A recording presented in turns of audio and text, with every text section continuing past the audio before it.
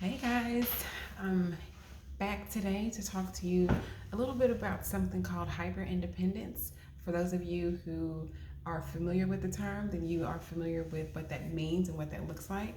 And essentially, hyper independence is someone who has basically depended on themselves for more than likely the majority of their life, which causes them to have trust issues because we have some trust issues sometimes, but it also puts you in a space of not having a lot of support from other people, whether that's because you have become dependent on the fact that you are this hyper independent person and you're used to relying on yourself, and that causes different tensions within your life. It's that concept of, I hear some people say, checking on your strong friend.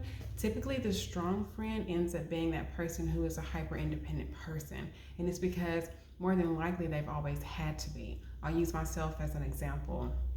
I had a pretty tumultuous childhood, and I was also the oldest of my siblings, which put me in that space of, you have more responsibility. You are supposed to be this way. You're supposed to be the one who is responsible for everything getting done, and then having a lack of parenting there as well, and then eventually being displaced and also going through relational traumas and being ostracized and abandoned from my family that like catapulted me into this space of hyper independence, which again is not the best space, because hyper independence doesn't mean that you're not capable of getting it all done, but it also doesn't mean that you are capable of getting it all done. And let me be a little more clear.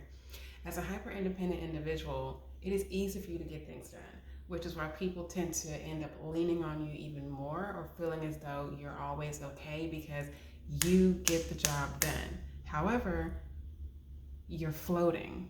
You're on autopilot. You're getting the job done because you're just used to having it to get it done.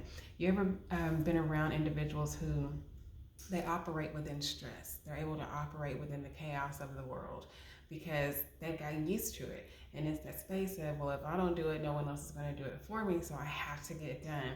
And then, like a person like myself, you have to go through post traumatic stress disorder, and it's like, I gotta get it done because if we don't get it done, we're gonna go without. Things are gonna go lacking. Life is gonna get crazy. And again, I came from a very tumultuous background. I was a teen mom. I've been on my own since I was 15.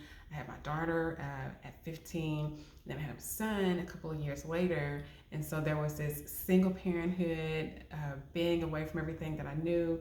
And it just kicked me into being this person who bottled it up, right? Because a lot of hyper independent people tend to bottle it up. But that, again, doesn't mean that you're okay. So, some of the ways to get around that is, one, to be honest with yourself.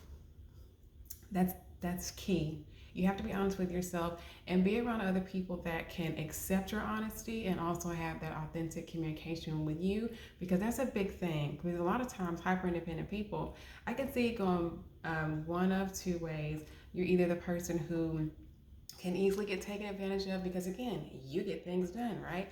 Or you end up being aggressive and angry, because I know people who have those characteristics on top of or more than being a person who is a pushover, if you will.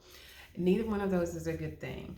So being able to find that balance within yourself and to step back and be a little more gentle with yourself, to be a little bit more kind to yourself, is paramount. You have to take those step backs to breathe and also realize why you are the way that you are. Like, I just gave you guys an incredibly abbreviated background story for myself, but that was me letting you know this is where mine comes from. So if you're a hyper independent person, or you're dealing with a hyper independent person that you love and care about, sit there and have that moment of truth to say, this is where you are, this is where we are, this is where it came from, and how do we move forward from here? Because no one doesn't not need support from other people, right? I'm still growing in that space today of, one, really supporting myself in a very gingerly way, supporting myself in a sensitive way, and being understanding of myself, because that's one of the hardest parts about being hyper independent for some individuals, is the fact that you're going to be harder on yourself than anybody else. And like I said, if you've gone through post-traumatic stress from whether it was being homeless or not having food or literally living penny to penny, just trying to make sure that you're okay, or really not even that you're okay, but that your kids are okay, you know, which is what it was in my case. It wasn't even about me. It was about my kids and making sure that they were okay.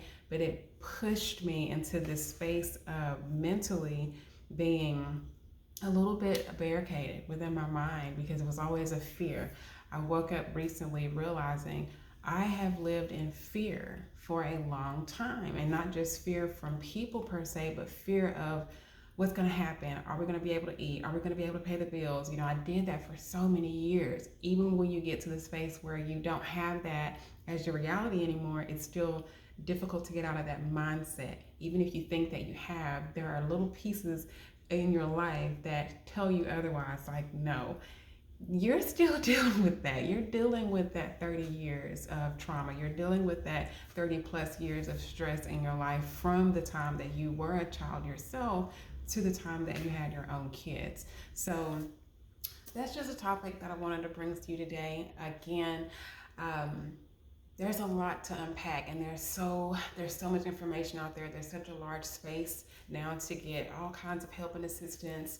But again, my thing is just to, one, stay in my space of understanding that I too have something to offer, and that is something that I can offer to you. If you see me on, you know, these virtual lenses and you feel as though you have some connection to the things that I say, and you feel that I'm a person that can help you, please look at the link below. You can go on my website and look at some of the services that I do offer. And if you feel like that's something that you would like to do, you are more than welcome to reach out to me. You can always leave a comment or a question also in the description box below, or not the description. You can look at my information in the description box below, but you can leave your comments or additional questions in the comment section below. And I hope that you guys are doing fantastic. If you are a hyper independent person, I hope that you are taking time to dissect your own life, dissect your own heart, and dissect your own mind so that you can better understand yourself and come up with ways to benefit you where you are right now and where you want to be in your life. But that is it for me, guys. I hope you have a wonderful day or night wherever you are, and I'll see you in the next one. Bye, guys.